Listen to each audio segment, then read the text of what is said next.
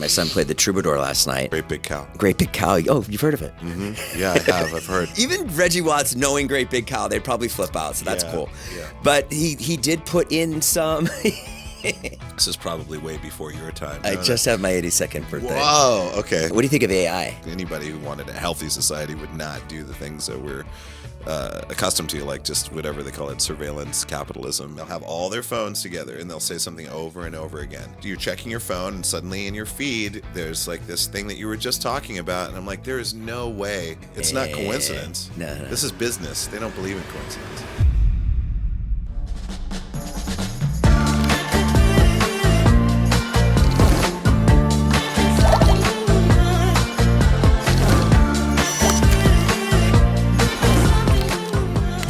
Welcome back to the podcast. We're here with the one and only Reggie Watts. He has a new special on Veeps called Nevermind.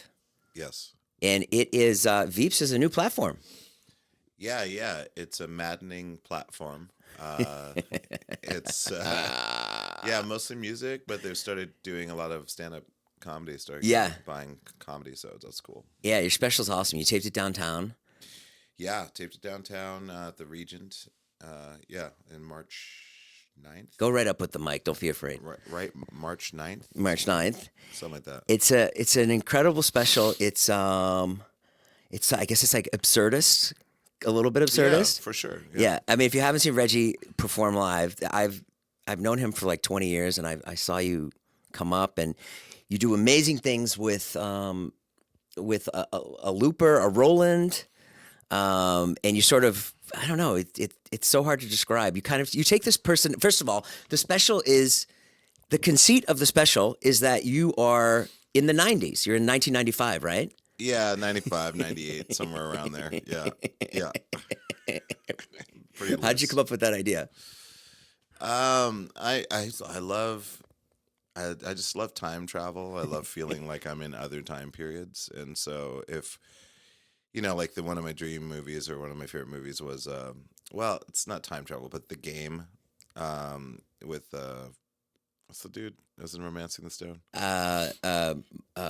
Michael Douglas? Yeah, Michael Douglas. Yeah. Michael Douglas is in that, and he just gets involved in this elaborate immersive reality that makes him believe, that things are happening that aren't happening, and so I love that idea of time travel, or even like Westworld, when people would travel to this place to like lose themselves in another time period. I love that idea. So for me, it was that mixed with the fact that I love the 90s. Like I love that, I lived in Seattle through the 90s. Yeah. And you tell the audience no. Before, because I read it. Your publicist said it over. I was like, oh, that's a cool idea. Yeah. And then I watched the special, and I was like, oh, he's not telling the audience. No. There's no conceit. There's nothing. You just go and you're talking about dot matrix printers. Yeah. And there's a really funny joke about dot matrix printers, and like everybody wants to go laser, but it's so expensive. Yes, totally. I was trying to like channel all the stuff that I was thinking. I think it's amazing that the audience knows you enough that they're like, oh yeah, he thinks it's 1998. Well, they kind of knew in that, like, the instructions when people got the ticket was like dress, like it's the 90s. Oh, okay. Or whatever. Great. Obviously it was a decade, so there's like a lot of things to choose from, but it was like mid 90s or whatever. And so I think a lot of people were really into it. I told all my friends, I told, anybody. So I think they kind of knew, but they didn't fully know. Yeah. No, it felt like, and then the opening is so funny with Fred Armisen. Yes. Yeah. So incredibly funny. Yeah, it's just so lackadaisical. I just love how like there's just all this stuff going on, and it's just like I don't want to give casual. it away, but it's just so funny. He basically walks into a rehearsal studio, and then you launch into like a Spin Doctors type song. Yeah. Which is awesome. Like, it's not what you expect at all. And then Fred Armisen's like, you're late. Yeah. And then you go from another rehearsal that you're late for, and then you're late for the show. And yes. That was great. Yes. Fred's so funny. Oh, but yeah. He's unreal. I'm so glad he was able to do it. I was, I always like having some kind of an opening, to any of my specials. I love this. I like when he goes. Bits. I like when he goes. You go, was there a mix-up in the scheduling? Yeah. And he's just like, no. Yeah, no, not at all. He's so like, I just love how just lethargic and lackadaisical he is. It's so perfect. And How long have you known Fred? I've known him since probably, gosh, I'd say, I don't know, at least I met him probably like 10 years ago, I would imagine. It's hard to remember because I'm not sure I'm not sure when I met him. If I met him at I might have met him at Bumbershoot. Shoot, yeah. Maybe because I started running into David Cross like early 2000, like 2004, 2005, and I think like Armisen would be in that crowd at some point. Yeah. So probably a festival or something like that. And then what do you think about when like journalists write about you? Journalists? It feels like I was reading like quotes about you and stuff, and journalists they'll put you in like they'll use certain words like absurdist and stuff like that. Do you like that? Well, yeah. I mean, you got to describe something some way. It's all positive. It is mostly all- what I read. I mean, everything I read was positive. I'm not saying it's anything negative, but I think it's interesting when the journalists are like, he's escaping time and he's with his absurdist style of neorealism and and all that. Yes, yes. How do you receive that? Because I think as like a consumer, you're like, oh, I'm going to be a part of something really cool. This guy's like groundbreaking. But as the artist, how does it feel? Well, I mean, I think it's, however they want to frame it is fine. It's mostly, like I say, like you got to find words to describe something. There's got to be shorthand for, to relate to what something is. So, I mean, I've never really had an issue with it or anything like that. Yeah, no, it's fine. I like your character on stage. It's a guy.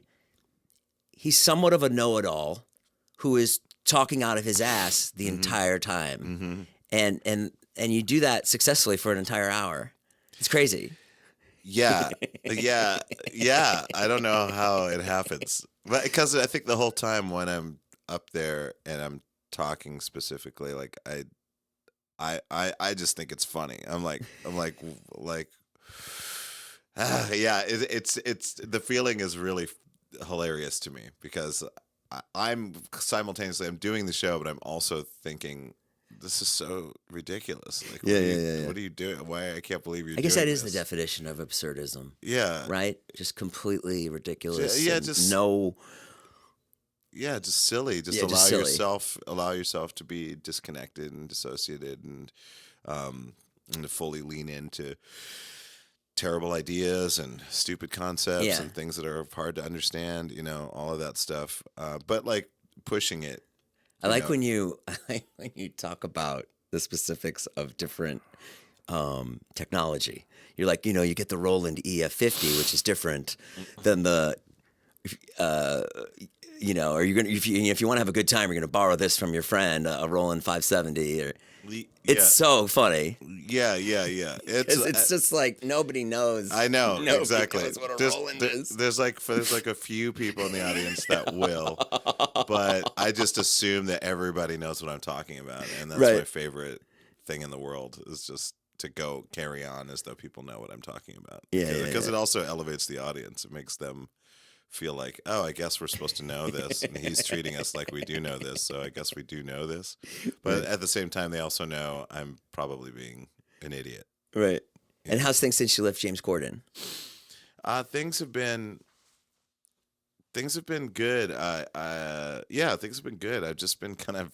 Do you have enough money to retire right now? I don't know. My money manager says no, but I Do you don't live know. expensively? I try. Well, I'm cutting back a lot now. I'm being my new girlfriend. She's used to being a little bit frugal. Oh, good. So yeah, mine too. My wife is like that too. Oh, okay, yeah. She's really good. That's super helpful because otherwise I'll just go like, hey, well, you need this. Oh, you need this, and it looks like you need this, and maybe I need this. I'm just spending money on friends. You did just mention you were going to get her a hotel room, so just to catch you. Oh yeah. I should check on that. Let's see if she's.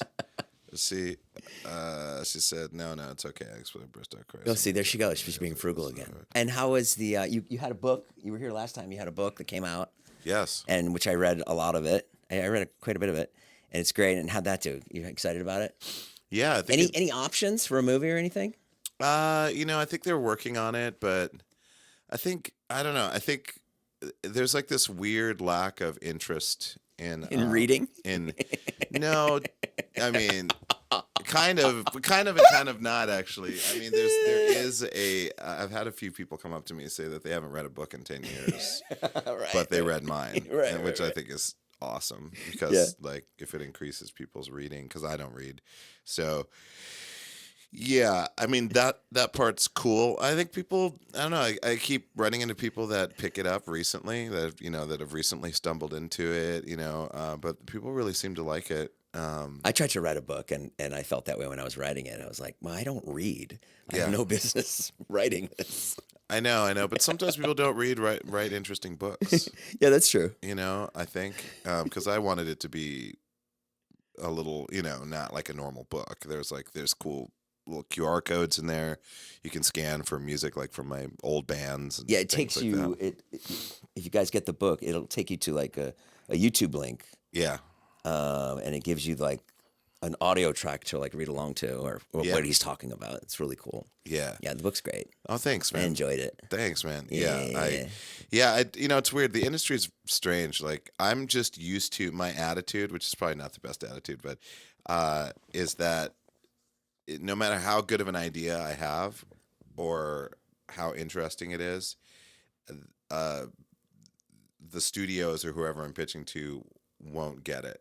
Yeah, Like they might get it, but they're like, well, we don't know what to do with it. So I'm but just that's used to not that. just you. The industry's like in a bad place. Yeah, I guess the industry is in It's a bad place really now. bad. Yeah, but you'd figure they'd probably want to make some like investments at some point to see Right. what's next and what's possible. Well, You know? when I watched your special, I was like, I want to commend you because it's just like nobody would do that. Nobody would make a special from the perspective of 1998 Yeah, and pull it off, and like especially nowadays, like with the way things are, and what gets eyeballs nowadays. yeah, So it really hats off to Veeps for sure. for seeing that vision. Yeah, for 100%. I think Veeps was. I definitely am so grateful for them wanting to do a special because I was trying to do a special for like I don't know, 8 years, 9 years, Yeah. something like that, and I had like J.J. Abrams on board with Bad Robot, was there at pitch meetings for this concept that I had for a comedy special, and nobody went for it. And I'm just like, well, if I had Bad Robot and J.J. Abrams at like the height of his powers, like, Yeah. not being able to push something into existence, Yeah. then it's definitely not them. The issue's not them. It's like there's something else I going had on. heard Jimmy Kimmel pitch something to ABC, and they said no, and that's Jimmy Kimmel, Yes. the face of the network. Yes. Yeah. Yeah, I know. It's bizarre. And what's weird is I've pitched things that have intentionally been very low cost. Uh-huh. I'm like, this is low cost, low risk, and people still don't do it. So it's not money. When you were doing Corden for, gosh, I think you did it for 6 or 7 years, something like that. 8.5 years. 8.5 years. Were you like itching to go out and be Reggie Watts? Did you feel constrained in that? As good as probably a gig it was. Yeah. No, super rad gig. I mean, I definitely wanted to, I want to do more of my own stuff, Yeah. And so Because you couldn't go out and tour or perform if you have to be there Nah. 5 nights a week. not really. I mean, like, we were only doing 4 days a week, which was, again, like, it's the most. That's a lot, Reggie. 4 days is a lot. Yeah, I A guess live so. show every day. That's true. Because it's just like, the only thing I can compare it to is I live stream, and it's exhausting. It's a full day, and then when Yeah. you're done, you're just like, you need a couple days to recover. I'm sure after 4 days of shooting. Well, I mean, to be fair, I worked the least amount of hours out of anybody in that entire show. No, you're up there for the whole hour. No, I am, but I'm only there for about an hour and a half to 2 hours. Oh, that's really good. Yeah. But James Corden predicted that. What did he say? When I met with him at the hotel, and I apologize to everybody for all my sniffling. I have allergies, so I'll try to do my best to move the mic away as I sniff a lot. Sir sniffs a lot. But yeah, like he invited me to this hotel in Beverly Hills for a meeting. There was a meeting set up, and this was after I quit Comedy Bang Bang, like Yeah. immediately after I quit. You had an idea. Maybe this is for the band leader's job. Yeah. Yeah. Yeah, maybe. Yeah, or no, they did tell me. They told me. Yeah, Yeah. my management said, like, yeah, this is for, he's got a new talk show. It's taking over Craig Ferguson's slot, and he's looking for a band leader. And I was like, okay, cool. Met with him, which was weird because I just quit, a show where I was a one-man band leader on a fake talk show. Yeah, And yeah. Now this guy wants me to be on an actual talk show as an actual band leader. Yeah. And anyways, but we went to the hotel. Very charming guy, very cool. Ben Winston, who's the showrunner, his best friend, he was there, and I could tell like he was like analyzing me because he wasn't very sure about me. Yeah. And James just kind of talked to me, and he just like had it in his mind. He was like, "This is the guy I want for the show. He's the perfect dude." And we talked for a while, and he said at one point, he's like, "Listen," he's like, "you roll into the studio, 20 minutes before the show, and your car is running already. You do the show, you get out of the show, and you get in your car and you drive off." Wow. And He spoke your language. and it was exactly true, because I kind of crafted it that way over time, because like in the beginning they wanted us to be there earlier, the band to be there earlier, and to go through rehearsal where they run through his monologue and all that stuff. And I just found it really tedious to be there for that, because it doesn't make my job easier Right. to watch the monologue, and then when the show comes on, for me to fake laugh Yeah. through the stuff in the Yeah. monologue. I wanted it to be spontaneous and real in the Yeah. moment.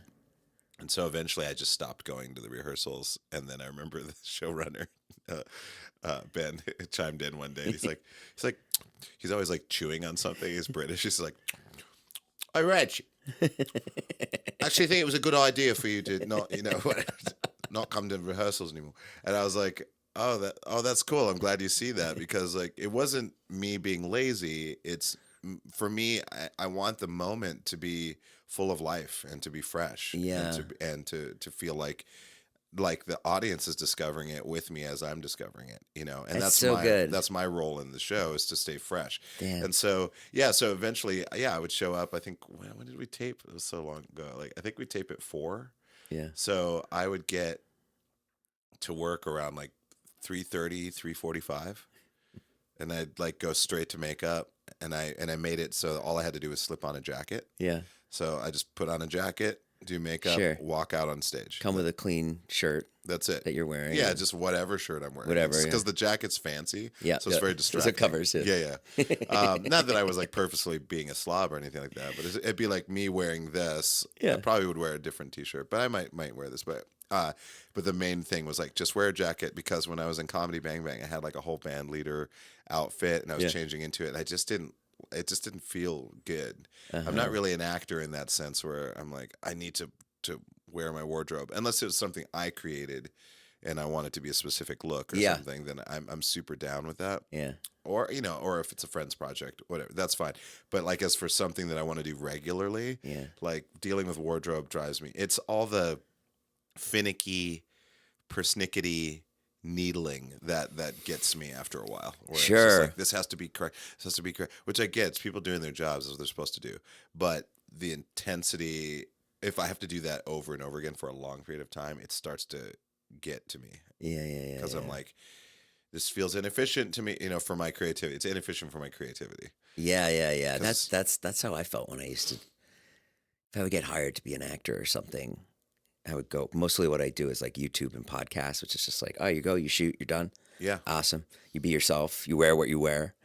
And then if I would get hired to do something, it would be like, oh, what? Yeah. I'm like, no. Yeah, I know, which is so lame, because it's like, it's work. You know what I mean? It's work, and it's I like, know, you get spoiled. There's thousands and thousands of actors that would be like, oh, I would kill for that. Yeah. So that's not lost on me. But also at the same time, you work the way you work, and also if you've been doing it long enough, I think you earn the right to figure out how you like to work. It's the same thing with like, if you were a construction worker, like if you put in enough time, you probably rise in the ranks or whatever, and you have an opinion about how you'd like the team to work, and all that stuff. So I think I felt made myself feel a little bit less bratty, you know. Sure. Well, Just your excuse of wanting it to be fresh is yeah, good because yeah, that's an honest take. yeah, I think that's what I'm glad you said that. I need to hear that. Be more improvisational, make things more organic. yeah. I mean, Yeah. you know, and And that's so why he hired you.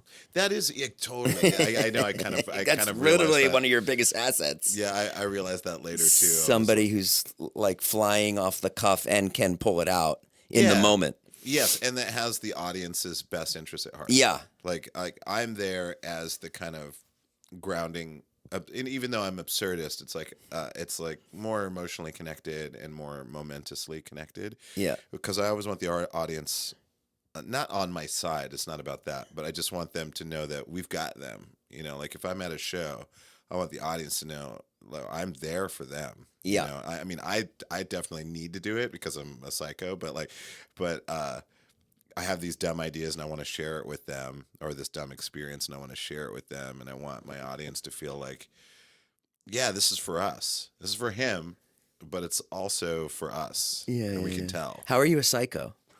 I don't know. I just, you know, it's like anybody who wants to get up on stage and do dumb shit. Yeah. It's a little bit like, I think most people are like, why would you want to do that? You know, there's like a little bit of a disconnect. Like people understand why, you know, being a ham or like wanting attention happens for various reasons. I think for me, it's, you know, it's not, I'm not comparing myself at all, but the same spirit of, oh,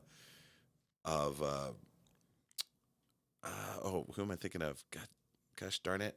Me and my short-term name memory as I get older is the worst, but also maybe I should lay off the weed. No. Who am I thinking of? Well, another person who would be like, oh, Martin Short. Martin I Short, love Martin Short, or yeah. Robin Williams. You know how like they're like Yeah. they can't resist. Yeah. They just couldn't resist feeling and doing whatever they're doing in that moment. Yeah. Like it's just they're on all the time. Mhm. I'm not quite like that, but I love it. I love it when I allow myself, when there's a forum for me to do what I need to do, and they yeah, and so I have this space, and then I love taking advantage of that. If you had a gig down at Largo and they give you, let's say they give you 20 minutes, you're on someone's show. Reggie, come down and do 20 minutes. Largo's Yeah. a great comedy club here. It's the best It's one here. amazing. It's the Planning best. is the best. It's the best place to see anything. Yeah, And the audience is so great. But they're great. so if I say, oh, Reggie, you come down and do 20 minutes on the show, how much of that do you know what you're going to do before? Do you think about it, or you just go and do the 20 minutes? No, I don't think about it at all. You don't think about it at all. You don't know what you're going to do. You don't have anything. No, I usually like my favorite is to like I'll have like a conversation with someone behind stage, or if someone's going on, like it'll be a mix between like I do like to watch the shows that I'm a part of, like to Yeah. some degree, like at least like see 70-80% of the show. So oftentimes, like at Dynasty Typewriter, I'll be in the audience almost always, Yeah. and then when they call my name, I'll come from the audience because I like to see the show. Mm-hmm. So, and it also helps me too because I also don't want to repeat, you know, certain Jokes. subject matter and stuff like that. Not that that ever happens for me, but it's kind of just nice information. No, and I don't think there's too many people talking about the Roland 3.5 loop pedal. Or... Oh yeah, the RE101. RE101, delay yeah. pedal. Yeah, that's true.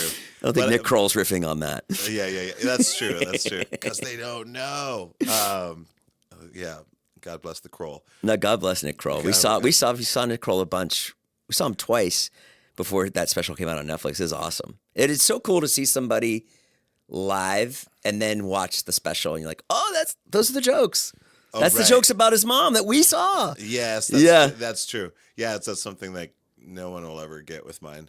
But Right. I mean, they might. Sometimes there's conceits that I will talk about. Like, Yeah. they'll be like, oh, he was talking about that, or even in the beginning when I did my comedy specials, there were some bits that I would do live, like I'd do like the imitation or the impression of like sound effects, Yep. kind of soundscape stuff that I would do, you know, and or even like early days like fuck shit stack. Yeah. I would do that in some form or another, you know, through bigger shows.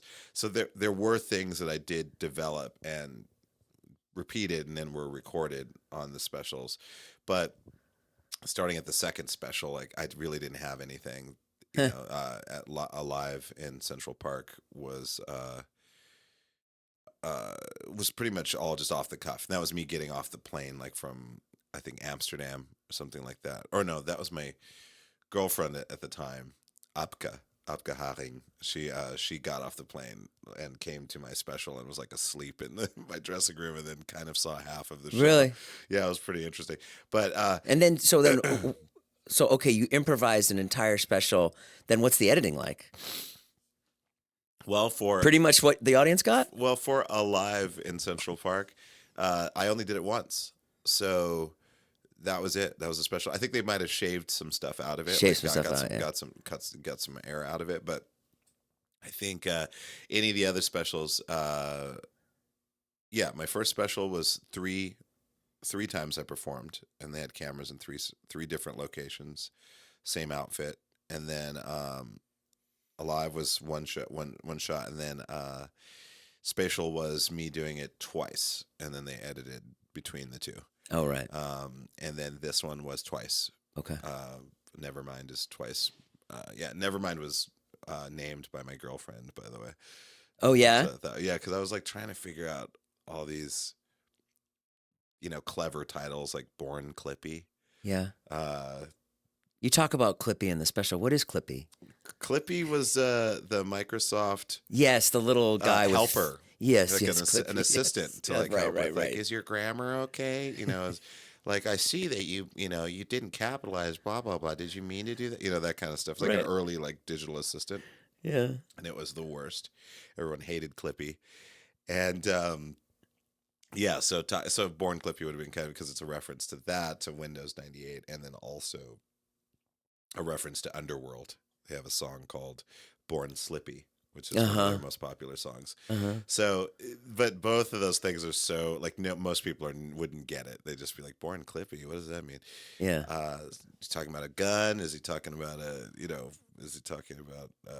this modern state of bite-sized media? I don't know. But anyways, but then she kind of came up with Nevermind. I was like, oh, that's so awesome, because it's a rip from Nirvana, but it's also Nevermind, like never in your mind, like. I heard it as never mind, like this is a guy talking out of his ass. Never mind, like yeah. There's that that's too. how I saw it too. I was like, Yeah. this is a perfect title. Yeah, there's that. Yeah, too. yeah. And the whole look of it is very like, I got to find out the photographer.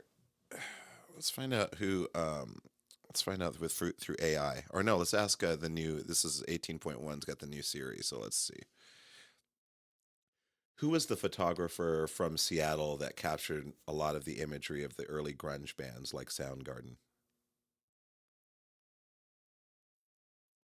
Charles Peterson. Oh, I've heard that name.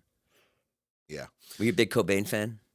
At the time, no. I mean, not like massive. I appreciated Nirvana. Yeah. Obviously, Smells Like Teen Spirit was insanity when that came out. I was like, holy shit, this is great. I loved Nirvana, and I liked Kurt Cobain. Yeah. But I would say I was probably the biggest fan of Soundgarden, of Chris. Chris yeah, Cornell. yeah. Chris Cornell was like Insane still one voice. of my all-time favorite rock singers. Like, definitely top 10 rock and roll singers of all time. Easily. Well, his voice was better than any of them. It was just insanity. Yeah. Like, who had a voice like that? I mean, Nobody. they were I mean, obviously, like Steven Tyler, Dream On or whatever, like that, him like going into that realm was crazy, hitting that high note, and he's got a very characteristic, colorful voice, and there have been like tons of amazing voices, but man, he just could summon like the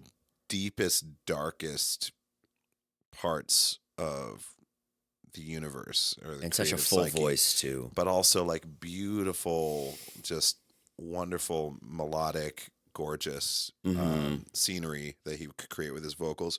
And he could like, shriek like a demon, and he just could do everything. He had one of the most versatile voices in the world, and I think that's because I like to try to use my full range, and I try to use as much as I can of my voice. I think that I gravitated to him.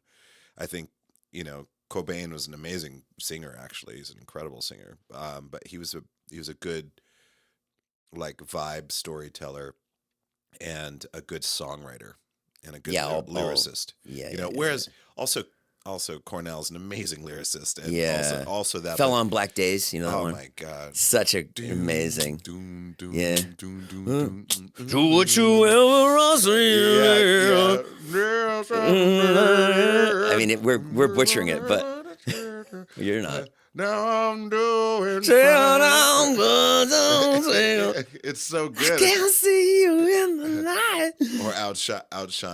I don't know that one. Outshine. Oh yeah. Spoon Man. Oh yeah. Yeah. Did you ever see montage? You ever see Montage of Heck? It's a Of who? Nirvana documentary on HBO. No. It's insane. It tells you like there's this one moment in the doc where you're like they explain like Kurt Cobain, like when he graduates high school, is like picked on in high school or whatever. And then when he's 19, he gets a job as a janitor in that same high school. Oh, that's right. Now faces 3 times the ridicule. That's right. And, so they point at this to say, like, he was on that moment, like, fuck you. I'm going to do something with myself. Like, crazy impetus. Damn. Someone else told me, too, or I saw this, they didn't tell me. I saw a reel. Some guy was explaining. He was like, the way that Kurt Cobain would make it look like he wasn't trying. Yes. He said that was perfected in Kurt's bedroom for thousands of hours. Yes. That blew my mind when I heard that. Like, I was like, oh. Yeah. Like, wow. Yeah, it's kind of evident. Like, no one creates what they created by not giving a fuck, like 100%. Yeah. But as a consumer, we buy that. We buy into that. We're like, oh, he doesn't care. And you're like, man, I love how he doesn't care because I have to care in my life. Yeah, sure. But he cared. That's the point of the reel. Was if he was friends with him, he's like, no, he cared so much. Yeah. I guess that's true. That's not an obvious thing. I mean, as a performer, I'm always like, oh, that's cool. You're looking at people on stage and you're like, oh, that's their bit. Yes. Right? That's their persona. That's what they're projecting. Yes. Right? And even if someone's like very much themselves, but if they're comfortable on stage, that's a version of themselves, because you can't really be. I couldn't imagine being someone who's so unaffected by anything that there's like the difference between like, buying ice cream sundae, talking with their friend casually on the street, and then rocking in front of 20,000 people is like all the same. Yeah. It just doesn't happen that way. There's definitely a persona that you develop on stage. Like Maria from the band The Marias. Yes. Her evolution is really beautiful because, I was talking to her friends and I was like, her stage presence is so great. And they're like, she's come a long way. She used to be very kind of just more reserved and a little bit more shy on stage. Yeah. But now, like, this new album and this. I don't think I know her. Oh, I've heard of the Marias. The Marias is awesome. Their new album, Submarine. Is it rock? I mean, their last album is amazing too. Yeah. It's rock, but I would say it's more like, I call it like luxury pop. Uh-huh. It's almost like I keep telling them, and I don't know if they like it or not, but I think this album, Submarine, is their Love Deluxe. Like Sade's Sade. Love Deluxe. Yeah. That was the album that really, really blew up. Like, obviously, Smooth Operator was huge. Those songs in the 80s. But when Love Deluxe came out, that defined a whole new era. Yeah. Because it was this luxurious, like, deep, like, high-produced, really beautiful lyrics, like, depth. A lot of depth, but like the finest of the finest, like a Cartier egg or something. And that's what Submarine is like. Submarine is like so incredibly produced. Wow. And Josh, the drummer, my friend Josh Conway, is an amazing producer. And they all work synergistically well together. I mean, it's him and Maria. But the rest of the band are also like super bad. I mean, it's just like they're a dream band, they produce stuff. But the point is that in the beginning, she was just a little bit more reserved. And now with this album being so good and being received so well, you can see them discovering different ways of being on stage. Because now they've got it. They had it before. The last album was incredible too. But now, like, after that initial success, then all the time that went in between, and then the making of the new album, and then the release of the new album. Now they're like different people. Right. And so, anyways, I just love seeing that about performers. I watched my son go through that last night. My son played the Troubadour last night. Yeah. And he's 18, and they have a band. And Great Big Cow. Great Big Cow. Oh, you've heard of it? Mm-hmm. Yeah, I have. I've heard. I've been following them for We just told Reggie like about 20 it years. upstairs. Yeah. You know what? Even Reggie Watts, knowing Great Big Cow, they'd probably flip out. So that's cool. Yeah. But he did put in some.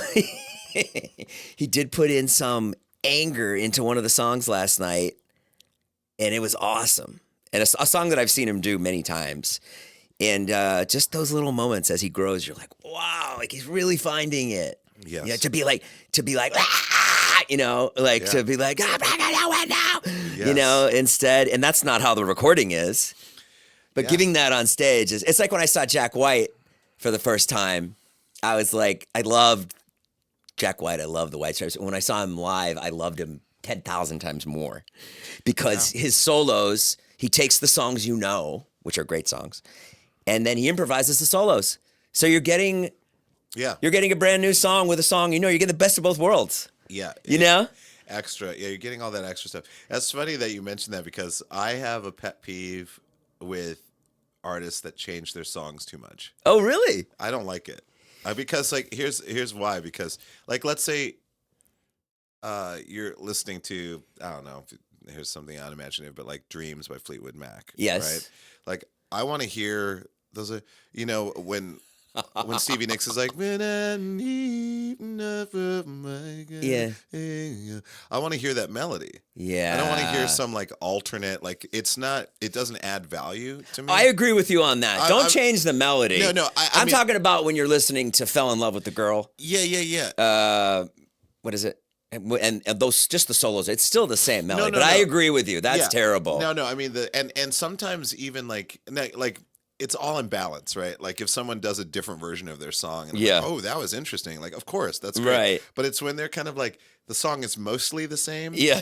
But then they're dragging the melody like the way, like when I saw the Breeders, like they were live on Letterman or something like that, and they played that hit song, you know, Cannonball.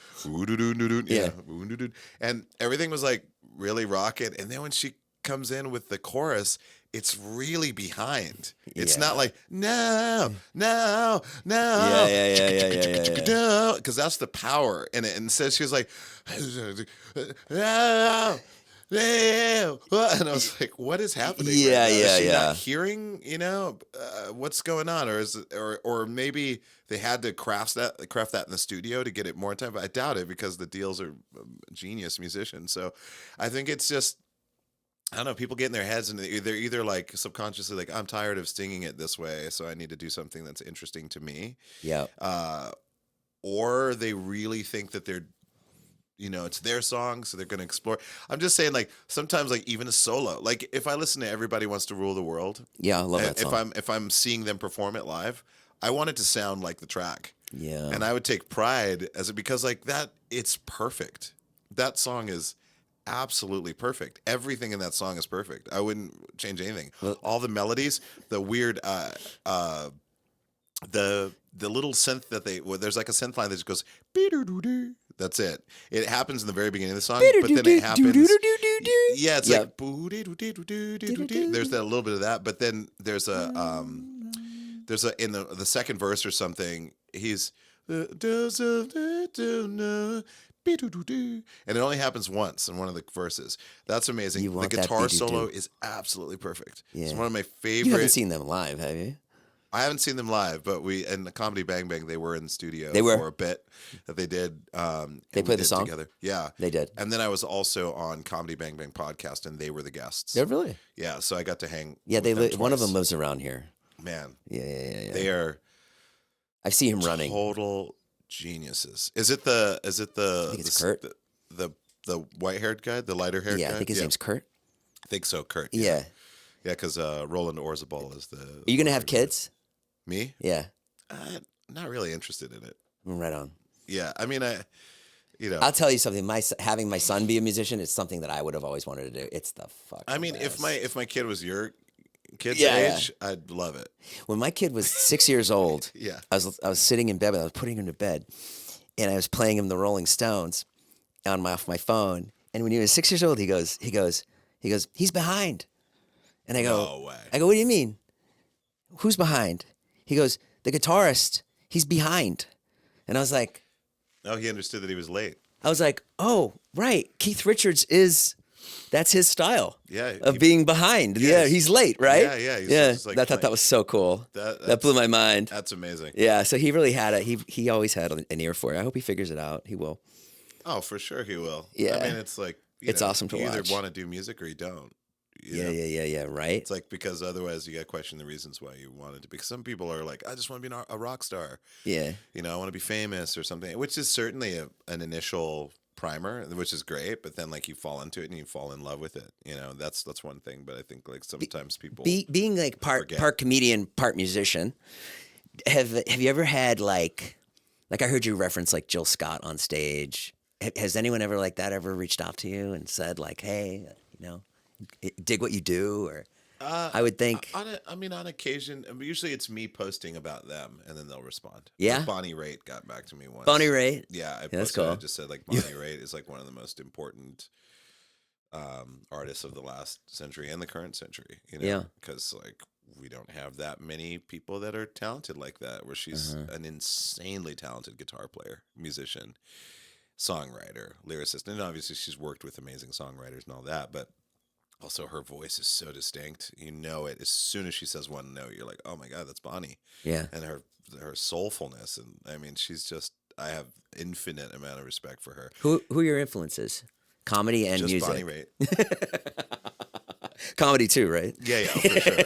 People don't know that she's really funny. If you really listen to her guitar solos, you're like, oh, I get it. That's funny.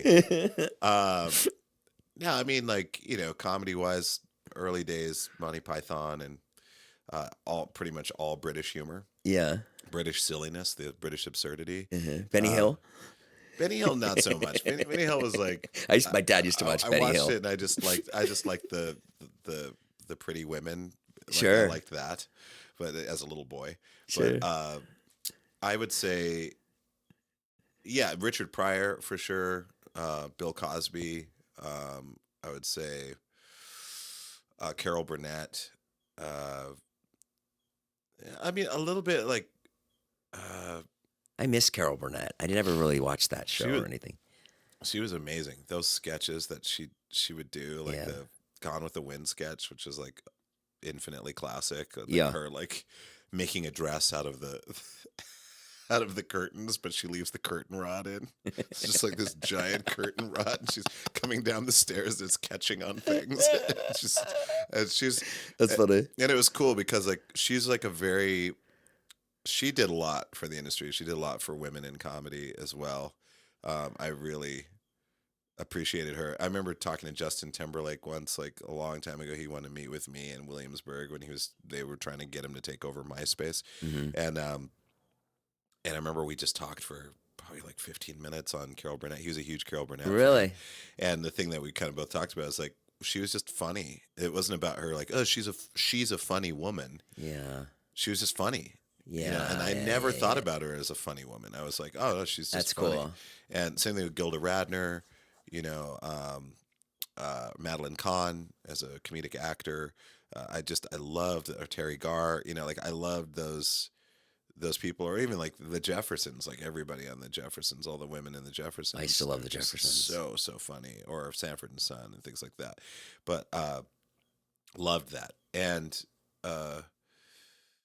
yeah, but Carol Burnett, yeah, for sure, and Eddie Murphy was huge. I mean, I had all those cassette tapes. Yeah, are you kidding? I remember listening to that cassette I got them from Columbia House. Yeah, right, for a penny. Yeah. Yeah, and then you get a bill. Those days, and then you get a bill, and they're just like, "Oh, I see what you did there," and then you never paid it, and then they were always after you, and then they just gave up. It's like, yeah, that's what you get for But they're like, well, we ran the business model. If 60% of the people actually pay their bills, we're still way ahead. There's gonna be a lot of delinquency. And what about music artists? I mean, music was like all over the place. Top 40, I was a top 40 kid. So whatever was on the radio at the time, like Chicago, or, again, like, yeah, Chicago, Michael Jackson, Billy Joel, Aerosmith, Earth, Wind and Fire. Uh, yeah, I mean, like I was into it all. I mean, I loved like Van Halen. I love Van Halen. I love Night Ranger. I was a huge Night Sister Ranger Christian. fan. Yeah, Sister Christian's a gorgeous song. Yeah. But you know that I feel like really lucky that this is probably way before your time. But I just remember like in the '80s. No, I think I'm older than you. No way. Yeah. No. Yeah. No. Pretty sure. You're 82. Okay.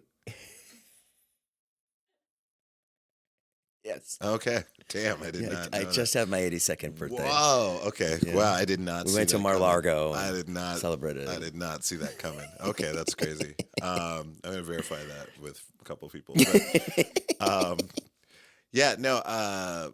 Just growing up in the '80s, like I feel so lucky. You know, that's kind of one of the reasons why, like, if people are like, "Are you gonna have kids?" It's like I half of the reason. Well, 70% of the reason why I don't have kids is just because they're never going to have a childhood that was as great as mine. Uh-huh. It's just because if I think about it, like people hated their high school experiences, their junior high, whatever, and it's like not that mine was all roses, but you could read about it in the book. Yeah. But like if you think about music back then, it was the perfect curve. Like for me, it was like what I call the perfect technological and media curve. Yeah. So you started with like unconnected technology to semi-connected technology, and like in the hallways, like, oh, we get to use the Apple IIc computer, and I signed up for 10 minutes in the hallway during school hours in elementary school. There'd be a computer outside of every classroom. Right. And you'd like get time on it. Right. And that was so much fun to like, oh, I get time on this computer and it does video games and it's Oregon Trail and Hunt the Wumpus and all this stuff. But then like the music on Top 40 radio was all over the place. It wasn't segregated. Mm-hmm. And music has become severely segregated because it makes more money that way. And it happened in the 90s with digital radio and creating micro genres. Yep. So you had like alternative country, pop country, regular country, old school country, blues, alternative rock, power rock, classic rock, soft rock, all that stuff. Whereas in the 80s on the Top 40, I mean, you remember, it was like Aerosmith and Run DMC doing the thing together. Then it was Michael Jackson. Then it was Information Society. Yeah. Then it was Cyndi Lauper. And then it was, I don't know. Human League. Yeah, Human League. British bands. Yeah, British bands or like one-hit wonders. Bon Crazy. Jovi. Yeah. White Horse. Yes, Howard Jones. Howard Jones. You know what I mean? Like all of it was quite the mix. I used to listen to the Top 40. I used to listen to Casey Kasem. Every Saturday. Every Sunday, yeah. It was Rick Dees or Casey Kasem. Coming in at number 9. I know, coming in right number 9. Still holding its place from last time. Just like, oh, who is it? Who is it? Just listening like live and going, and I used to record it on my cheap tape recorder. Me too. And it was exciting. It was just an exciting time for music because you got to hear everything. Now, it's just so siloed, and it's great. And someone's probably going to say like, every time's different, and every. My kids are killing it, by the way. They're having a blast. I mean, okay, trust me. I know they are. I'm sitting here working, and they're killing it. They played the Troubadour last night. Yeah, no. I'm definitely not saying that there's a disadvantage that kids have these days. Me personally, knowing how amazing of a childhood I had, where I didn't have to worry about being bullied by cyberbullying, or I didn't have to worry about like all these like crazy whatever things that society's going through and all that stuff, like or dealing with FOMO. Yeah, you see the kids are on Snapchat, they're at the party, you're not. Yes, exactly. Terrible. And I'm like, because those are things that existed without that stuff. Yeah. And now you just magnify that 1,000 times, which maybe that's the evolution of the human mind. Maybe like these new kids are like figuring out ways to process that stuff, or to realize like, you know what, we don't like that, so we're gonna figure out when we get a little bit more power how to make that less of a thing, because all of that is all capitalistically fueled anyways. Like none of that would exist naturally. Like anybody who wanted a healthy society would not do the things that we're accustomed to, like just whatever they call it, surveillance capitalism is what they call it now. Yeah, where they're just taking your data. No one reads the EULAs, and they're just saying yes to things, and everything's being tracked, and they're like, this is the product you want. It's like, actually it kind of is. How do you know that? Like, oh great, I'm just going to be guided by an algorithmic corporate selling machine for the rest of my life. It's scary. It's so scary. That shit's like we'll crazy. say stuff. One time I was somewhere, and this kid, he was talking to me, he says he's from New Jersey. Yeah. So I say, well, what's the best pizza in New Jersey if I ever get to New Jersey? He says, oh, it's Buttafuoco's. I said, oh, great. It's Buttafuoco's on Stearns Highway is what he said. Next morning I wake up, first TikTok. Yep. Come down, this is the best pizza in New Jersey, Buttafuoco's on Stearns Highway. You're just like, I know. you're just like, no. And no. And they swear, like I've had this, and you've seen They videos, swear they're not listening? videos, and they swear No. people are like, no, it's not. It's just like a mixture of the. I'm like, that's fucking impossible. There's no, because people have done experiments, right? They'll leave their phone on the table and they'll say something over and over and over again. They'll have all their phones together and they'll say something over and over again. And the next thing, and then you're checking your phone, and suddenly in your feed, there's like this thing that you were just talking about. And I'm like, there is no way, there's no other way for it to know that data. Yeah. There's no way. It's not coincidence. No. This is business. They don't believe in coincidence. Yeah, it's a kind of, what do you think of AI? AI, Captain. Have you done anything with AI yet? I love AI. I think AI is pretty amazing. Do you ever use it? I use it all the time. For what? I use it as a search engine. For researching things. I put, because like you can put as many, criteria that you want. I mean, arguably, the one thing I do feel bad about, I'm trying to like curb my usage of it, because like I guess one search query using AI, I don't know what the number is, but it takes up quite a bit more energy than using a Google search because of the processing power. And that's what I don't like about AI. AI is kind of an environmental disaster in the waiting. They're building that Stargate supercomputer that like Microsoft and a bunch of other corporations are building for AI. Yeah. Supposedly it's going to be running off of a nuclear power plant, which would be sick. But, that's my only thing with AI. It's just so energy intensive. However, taking that away and looking at it as just a tool, it's awesome. I mean, the stuff that you can generate from it is incredible. And arguably, there's data scraping and all that stuff that people are having lawsuits against it for, like, oh, we trained this on the open internet. This is a mixture of owned IP, non-IP. It's a crazy mixture, and it's scraping all of that data to formulate what it wants, or what the prompt has caused it to create. And then there's arguments about like, well, it's like someone going into an art museum, like an artist walking into the Louvre and like walking around and seeing all the artwork. And then when they leave the museum, they're like, can you paint me a painting in the style of blah, blah, blah, blah, blah. And they're like, okay. And then from the best of their memory, they're going to paint you this painting. And that's like generally the description of AI when you're putting in a query. It's like, it's been exposed to the data, but it still takes all of those experiences and creates a version of that from its memory, essentially. Are graphic artists out of business? I don't think so, because I think that because you could just type it in. Yeah. If you need a flyer for your show. Yeah. Reggie Watts at the Belasco. Yeah. April 29th. I want him in a cowboy hat.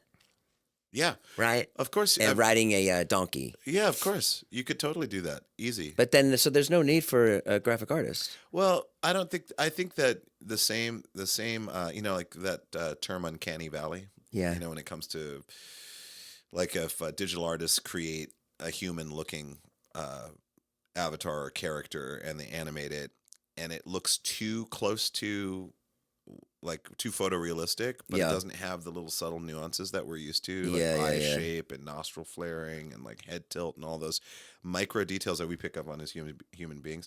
I think that it's the same thing with. Well, give it a couple months with art. Well, I don't. Yeah, I mean, that's how fast it's changing. I've seen stuff and it's good, but I do think like there's two things. One, I think like the finer arts and super creativity and all this stuff can't be replaced. I think we know the difference inherently. I mean, I can still tell the difference between AI stuff and non-AI stuff, unless someone's trying to purposefully mimic the style of AI. Yeah. But I can still tell. And the other thing is, I think AI exposes mediocrity. I think that if you're that easily replaceable by AI, then maybe you're meant to do other things. Right. Yeah. Because that's kind of tedious work anyways. Like if you're like, hey, make this ad campaign for a... Well, and it's got to look, it's definitely, there's pride in craft, whatever you're doing. Like people have pride in what they're doing, and that's certainly true. Right. But at the same time, if an AI can be like this, and you're like, oh, that's exactly what I would have done, or that's a little bit better than I would have thought of. Yeah. And you kind of have to rethink what you're doing, Yeah. so there is that, for good and bad. But Have you had any good ketamine experiences lately? have I had any good ketamine? I mean, I'm so curious yeah, to try it. it's amazing. Yeah, I mean, I've had some amazing ones. I mean, like nothing like. Well, I mean, like it's weird. I mean, sometimes like at a party, I'll be with some friends and we will have an incredible experience. Which ketamine is like very hyper empathic and almost telepathic at times. You described once to being at a party Yeah. and maybe being able to hear someone across the room.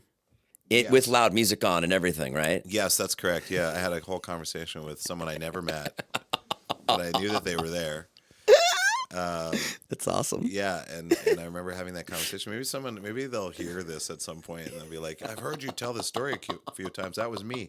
But no, I mean, like weird things happen on it, and I think like there's more research that needs to go into why are people able to have certain heightened well, it's an anesthetic, so I just know that physically I will have way more energy and be able to be a lot more athletic than I would be normally. Really? Yeah, like I can, I don't know, just like dancing and all these, just like suddenly something takes over and you're like way lighter, way stronger, Wow. especially with music.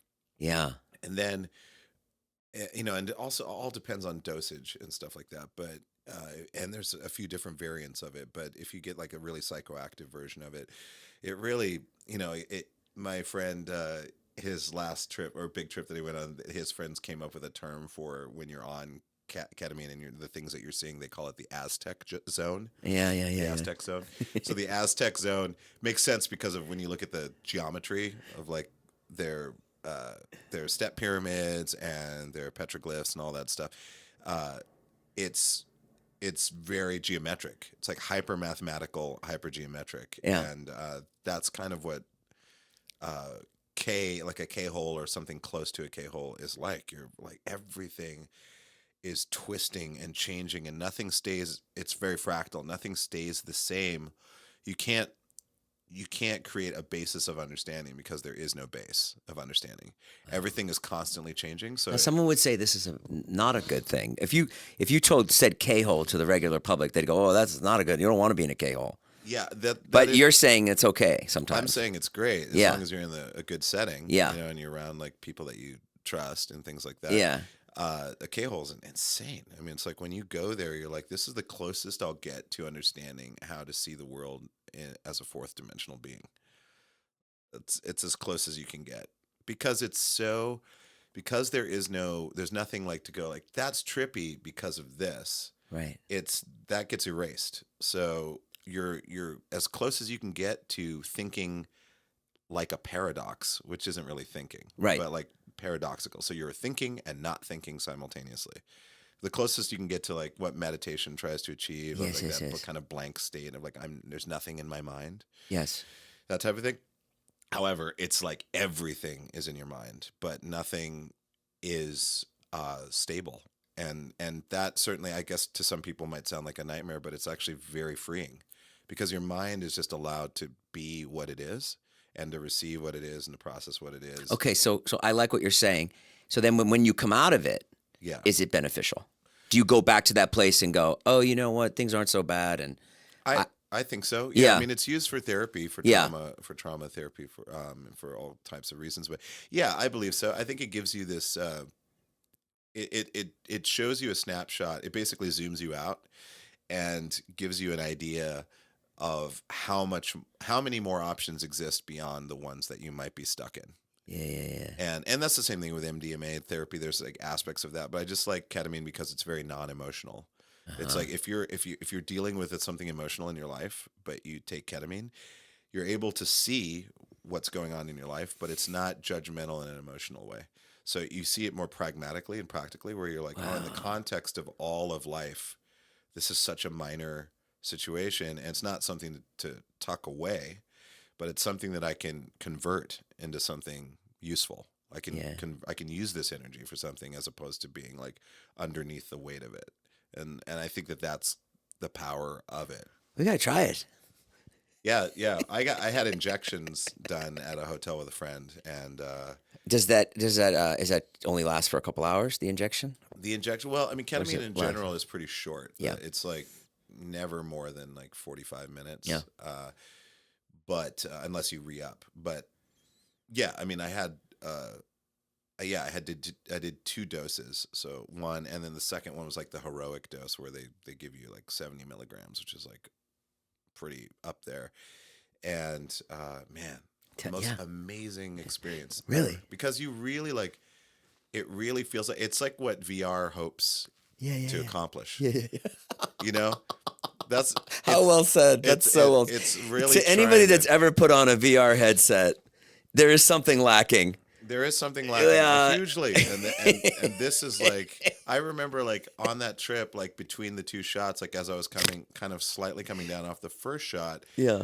The guy who was watching, because it's a service and it's like it's done by a doctor and all this stuff, he led me to the bathroom and went into the bathroom to take a pee, and I sat down on the toilet to pee because it's just easier. And Sure. I sit down all the time. yeah, it's just like way Just easier easier. and cleaner And cleaner, yeah. But yeah, so I closed the door. The the lights were on, but it was just like a red light in the bathroom because I always travel with a headlamp, and so I put it on the red light mode. And I was sitting on the toilet. I had a blindfold on that was designed so that you can open up your eyes. You know, so it's like foam that's cut out, so it's perfectly cut out for your eyes. And there's no light leak. They're amazing blindfolds. But anyways, I didn't take it off on purpose. I didn't want to take it off, so I was in there, and I started to see the bathroom through, not through, I wasn't actually, but I was able to reconstruct the shape of the bathroom with my imagination. Oh, wow. And I was looking around, and I was like, oh, that's the sink. I can see the shower curtain. I can see the bathtub. I see the wall. I see the shelf with our toiletries on top of it. I was just looking around going, holy crap. And because I'd just gotten the Apple Vision Pro headset, I was like, oh, this is what could end up being like in the future. When Apple just starts selling ketamine. Yeah, like that. Yeah, it's like, well, it's like they're trying to do that. Yeah. And it was a trip. I was tripping out. I was like, wow, this is insane. I'm able to see all this. And even like music, like I've jammed on music with friends on ketamine, like on purpose. We're like, we're going to do ketamine. We're going to jam. We're going to see what happens. Mm-hmm. And it's like when you're jamming, you're just listening to the music. You're not really generating the music. You're just listening to what's happening. Oh, damn. You know, so my fingers are just automatically playing stuff, and I'm vocally just singing but I'm listening to it. I'm not really like going, "This is what I'm." That's going so to sing. Cool. I'm just going like, "Oh, that sounds pretty." Oh shit, who's driving the truck? You know, like that kind of vibe. Yeah. Psychedelics can do that in general, but ketamine has a special way of doing it. It's silly and heavy and enlightening all at once. It's a really special chemical. I really like it. I mean, at this point in my life, I'm super into it, but you know, like all things in life, you know, probably that'll wane off, and you know, there'll be other things. Or Any nothing. downside? I mean, some people can get addicted to it. Yeah. If it's too convenient. I don't particularly have an addictive personality, so I'm not too worried about it. It's not that common usually for people to be super addicted. I don't know. Check the stats. But for me, I feel like it's great. All my friends in my life, they seem to have a good relationship to it. It's not, you know, they look forward to it. They have a good relationship with it. So, how'd you get so out there? I sound like my mother. Yeah. You seem like you're very out there. How'd you get? She's awesome. I admire it. I admire your quest to push for a certain type of life, and like to push the boundaries of what's possible and what's here. And I just live my life. I'm just I'm happy, you know, but I admire, I'd be scared. I'd be scared to go do ketamine in a hotel. Yeah. You know? I mean, for me, I think it's just I'd be afraid I'd lose my mind. I mean, yeah. I mean, that's the thing. It's like if you do experience a trip like that and you don't lose your mind, then that's confirmation that won't happen. Right. You know, and so because like obviously we hear fear is around for a reason. It's supposed to like keep us in check with like things that are safe in order for us to continue life in a safe way. But the explorer mentality, it's like I'm not interested in going to Antarctica, unless it was like unless there was a clear pathway, that's like all you have to do is say yes. But I'm not going to push for that. However, with substances or the way that I can, or the types of art that I can create, that I'm into pushing the boundaries, I guess. You afraid to die? Not as much with ketamine. Yeah. Ketamine kind of shows you. LSD can help too, and psilocybin, any psychoactive compound can kind of get you in a zone where you're like, I'm not. Of course, I'm afraid to die. Like I don't want to die. Yeah. Like yet. Right. But I'm not afraid to die when the time comes. Wow. Because you feel like you do experience a type of death, especially in a K-hole, because you're like, oh my gosh, I'm too high, and then you're just like, you're just out in the infinite universe, and you don't have time to even register fear. Yeah. You're just existing. It's pure existence. The only thing I can relate it to is one time I was in Hawaii working, and I had the afternoon off, and I took a surf lesson with an entire family. It wasn't my family. It was like two boys, mom and dad. And I had trouble getting up on the waves for a while. And then I did get up. Yeah. And I got up on this one fucking really nice small wave. And when I got down, they called my name I think they were calling my name for like 30 seconds to a minute. Yeah. And I wasn't there. And it was the best moment of my life. I was like, and then I heard like, Jason, are you okay? And I was like, oh. Yeah. So that's what it reminded me of when you said that. All there's so many pathways to that feeling. Yeah. Because it's such a good feeling. Yeah, it's just being to be looking down on yourself. Yeah, to be like to feel like this kind of unlimited consciousness expansiveness, where you're not reflecting on not judging what yourself. You're You're just experiencing constantly. That's my brain always like, oh, this, that I'm doing this wrong. Why'd you say that? Yeah, me too. And it's like it's annoying, and it is. And it's kind of nice to figure out, but I think that's kind of what it's taught me. Psychedelics have taught me to know that there are infinite ways of perceiving things, and that we're not limited to the characters that we generate in life, that that we should be more in touch with the actor who's playing the character, and realize that it's everyone's just choosing to be the way that they are and to behave the way that they are. This is all just like a play. Like the stakes are high to a degree, but at the same time not. Like that doesn't have to dictate how you function in the world, or because like you never want to be on your deathbed. No, but I mean, you never want to be on your deathbed and go like, oh, I wish I would have tried this. I wish I would have tried that. It's like if you're healthy and you can do shit and you've always wanted to do something, then just fucking do it. Yeah. Like, don't be like one of those people, well, I've always wanted to, I always meant to. It's like, well, you're alive now. Yeah. If you have the awareness of like, wow, I could do that, then fucking do it. Right. The worst thing that'll happen is that it's not as good as you thought, or it's amazing, but either way, you're going to be so glad that you actually did the thing that you said you wanted to do. Yeah. There's no reason why you can't do it. All right. Well, thanks for being here, man. This is, love talking to you. Yeah, my pleasure, man. Yeah, new special is on Veeps. It's called Nevermind. It's Reggie Watts. It's incredible. I bought it on Veeps. Oh, whoa. But you can get it on Veeps for $19.99, or you can buy a Veeps subscription, just like Netflix. Are there comedians on there? I just saw David musicians. Cross, oh, David Cross Sarah is on. Silverman. Yeah, David Cross, Sarah Silverman. Yeah. Good. Yeah. They're great. It's good. I like it's started by musicians, for musicians and artists. So it's a cool platform. I like where they're coming from. Fair deals too. Yeah. Good. All right. Thanks for coming. Yeah. All right. Rock. Bye, guys. See you next time.